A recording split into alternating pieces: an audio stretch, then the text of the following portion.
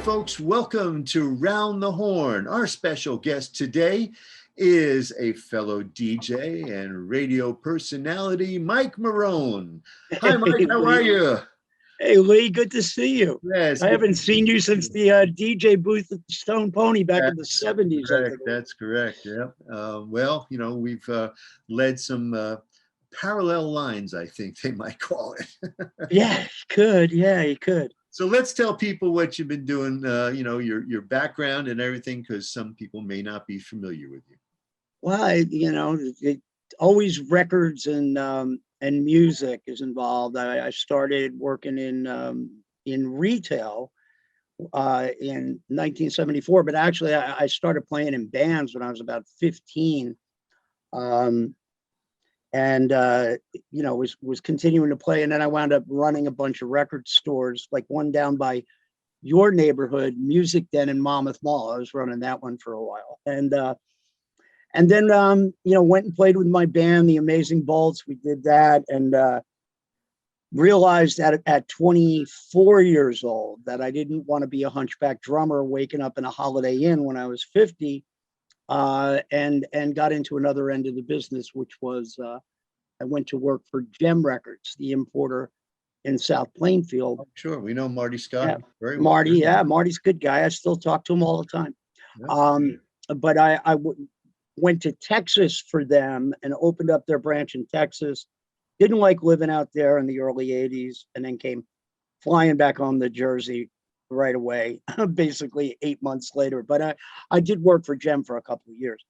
And then as fate intervenes, a guy that I hired at Music Den in Monmouth Mall, Rich Robinson, had been talking to Faye Gade, the owner of WHTG in Tinton Falls / Asbury Park. And he had somehow convinced her to go rock from this beautiful music station that had been on the air since the 50s. That's right. I mean, HTG was her dad, Harold T. Gade. That's where the call letters come from. Right. And I wound up going there because I had a radio show in Texas, my first one, called the Mr. Mike Show in Dallas. It was like 2 hours every week with my Jersey accent was very pronounced in 1983. So I had to learn how to, I had to adjust to the, Texas, where shit is a 3-syllable word. Right.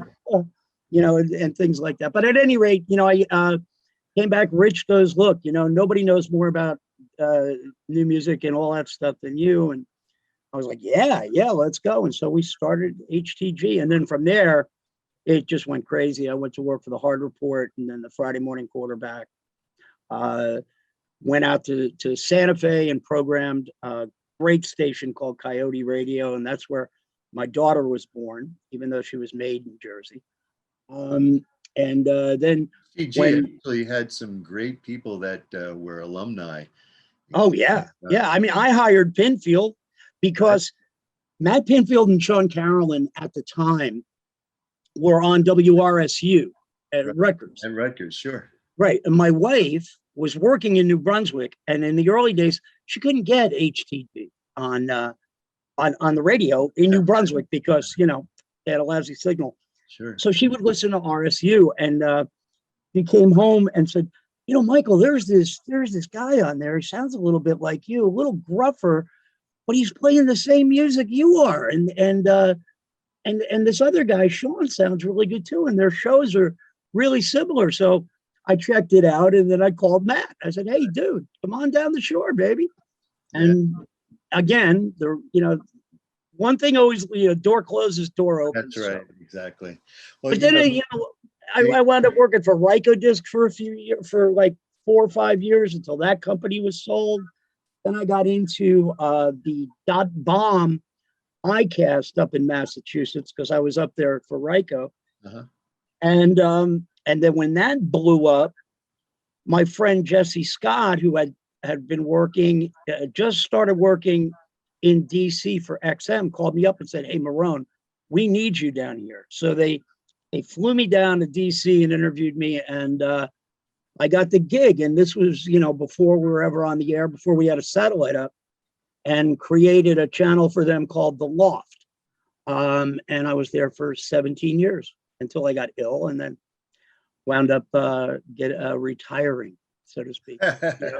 Once you get over 60, it seems that then it's like, but I wasn't feeling well, and I didn't know why. And then after I took the buyout and left, I found out why, and it was cancer. But I'm cancer free now, a few years later, and God bless. I'm still doing my internet radio show and selling my CD collection, and I'm back in my beloved New Jersey, where I wanted to be. Anyway, I always missed it. I've been the Jersey ambassador everywhere I've been. Everywhere you went. Yeah, everywhere I went. I would not take any of the Jersey garbage from anybody. Right. Well, a couple of we had the best music scene, right. Baseball started here. Yep. Come on. Don't give me that Cooperstown stuff. It was Hoboken. Well, a few of your fellow alumni of WHTG were old friends, of course. You remember Dave Herman from WNEW-FM. Yeah, he worked at HTG. Right. And Charlie Roberts. Charlie, I don't know. Charlie was the voice of Raceway Park. Oh, my God. Really? Yep. Charlie started Englishtown, New Jersey. Boston at I think it was WRKO, and then came down to WHTG. And of course, he did all those commercials for many, many years. And he's involved with auto racing, with a report that he does on different stations. But anyway, let's get. Are they still open? Is Raceway Park still open? You know what? It's open, but they're not using it for racing. They're using it for other things. I think. They're doing a concert there, I think, and then they're doing maybe this. Oh God, I saw Sly Stone there. Yeah. Back in the day, he was 4.5 hours late. That's typical. In fact, he was a guest on a show that I had engineered at WJLK. There was a Sunday night show that actually started at midnight.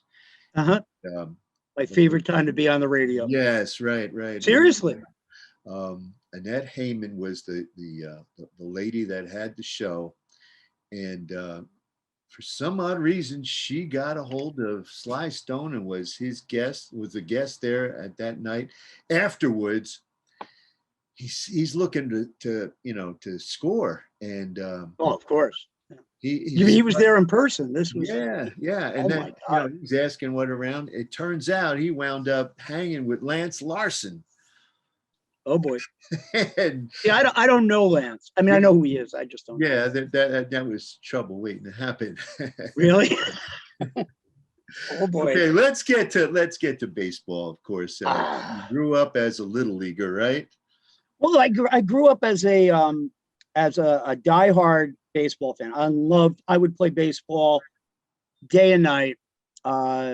Baseball crazy. I was a big Willie Mays fan. That's my all-time favorite ball player. My dad was a big Willie Mays fan, and I remember going to see him when he was still with the Giants, first year of the Mets. My father took me to see to see Willie play at Polo Grounds, and and I had a little Giants uniform on and the whole bit. I was a big Giants fan.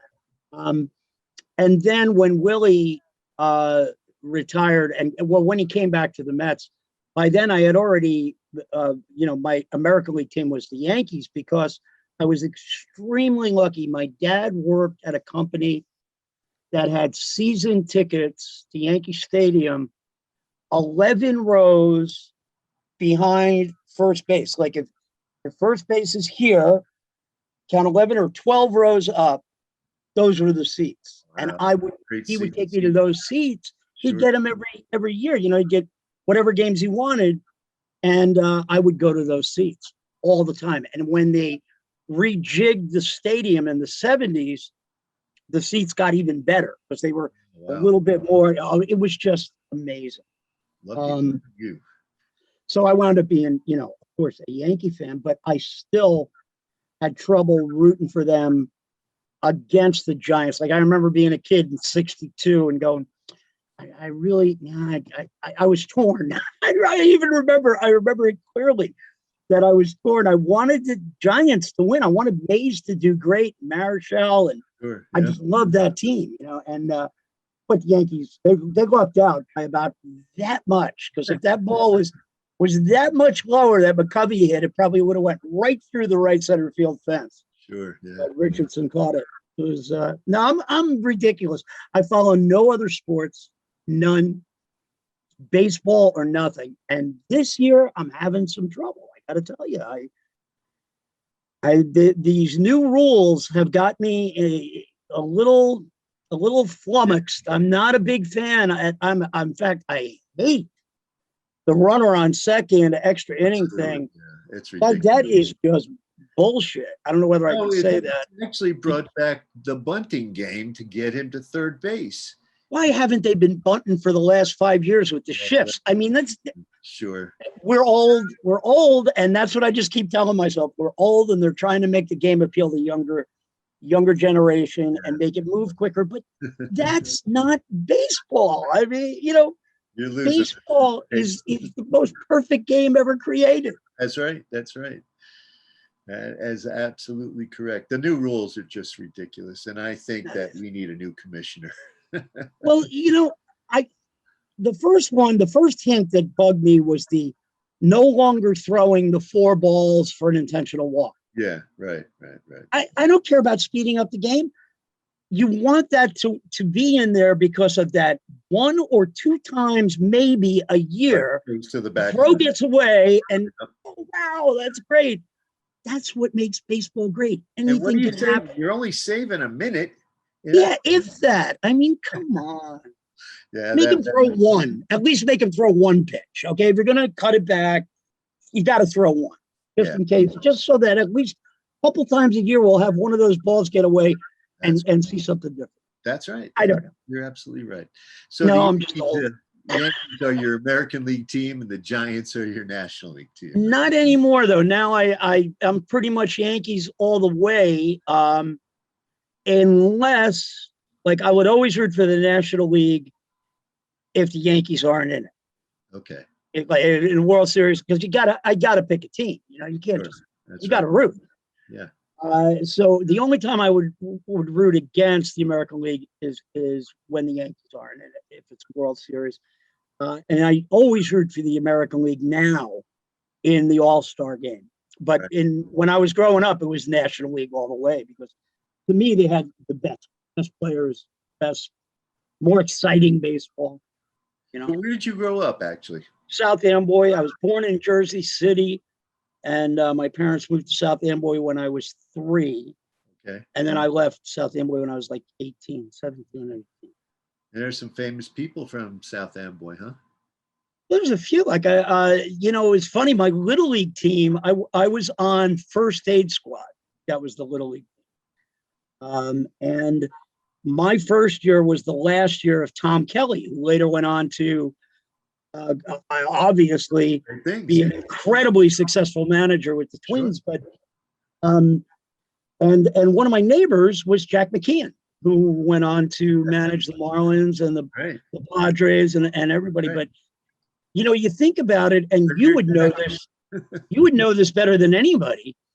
But Tom Kelly was an amazing baseball player. He was like the best player in New Jersey. That's right. And I also have a first cousin, this guy named Billy Skorupski, who was an all-star Jersey ball player for St. Peter's Prep in Jersey City. And I saw how great these guys were. And yet they got Billy never made it to the majors. He went to the minors. Tom had a cup of coffee in the majors. He stuck around for a few years, hit about 240. Sure.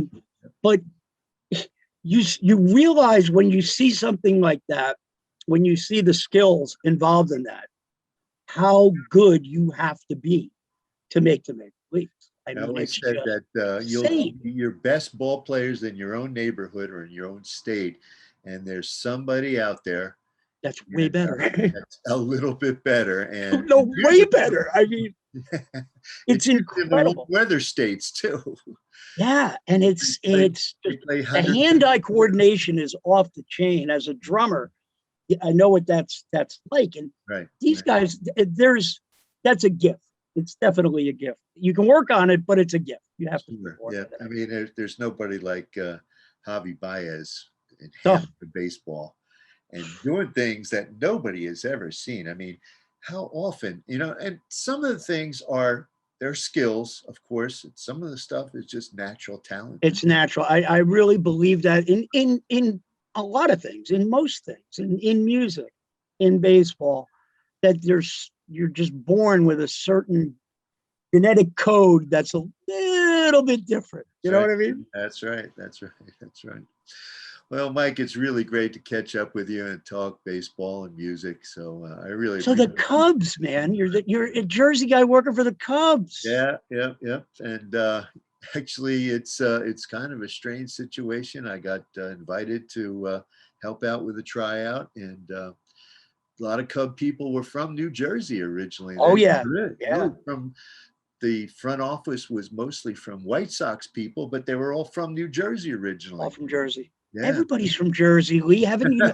See, you've been here the whole time, right? Yeah. I've been in Texas, New Mexico, Santa Fe, New Mexico, Massachusetts. I lived up there for like in enemy territory for 5.5 years. Yeah, right. From 94 to 2001. Yeah. So it was a blast because the neighbor behind me was a diehard Red Sox fan. And every day he'd have his Red Sox flag facing my house. I'd come out with my Yankee stuff, and we had a blast because when all is said and done, Red Sox and Yankee fans are exactly alike. That's right. And the true ones are the baseball fanatics. I got a brief music baseball Red Sox thing. Go ahead. A good friend of mine, John Suchek, married a girl from Boston. Right. Met her at WFNX in Boston. So we were all friends. And long story short, we decided to have his bachelor party. He's a diehard Yankee fan at the Baseball Tavern in Boston. That is Red Sox Central. Okay. Sure, right, yeah. Not even thinking about it. I go up. We were still living in Jersey at the time. I drive up to Boston, and I'm going into the Red Sox thing, to the Baseball Tavern, and I realize, oh shit, I got a Yankee jacket and a Yankee shirt. And my hair was about down to here, it was halfway down my back. And I went, oh Christ, I'm going to get killed. I'm going to get murdered in there. I go in, and it was like that scene where the undesirable walks into a bar and everybody goes quiet. Yeah. That's what it was. And I just went, oh shit. I go to my, to the guys, we're sitting there, we're drinking, blah, blah, blah. I was still drinking back then. And within an hour, we were best friends with everybody around us, because if you're a real baseball fan and can give as good as you get, and you know what I mean? Yeah. Get along great. Absolutely. We wound up, everybody, I'll buy you one, you buy me. It was true. It was a fun night. Because you're baseball people, that's why. Because you're baseball people. But when I was living up there, I went to Fenway a couple of times, once to see the Yankees in my Yankee shirt. And I'm standing outside the stadium waiting for something. And this Red Sox fan runs up, pow, right in the sack, and ran away. And so that still does happen, but I don't think he was a real baseball fan. He was a real baseball fan. Would not that. No. No respect. Thanks, Mike. I appreciate you taking some time out. I know you're a busy guy. And oh, yeah. I'm busy being retired and doing an internet radio show, Lee, anytime. That's all right. All right, folks. Thanks for coming by. We'll see you next week. Take care. Good night.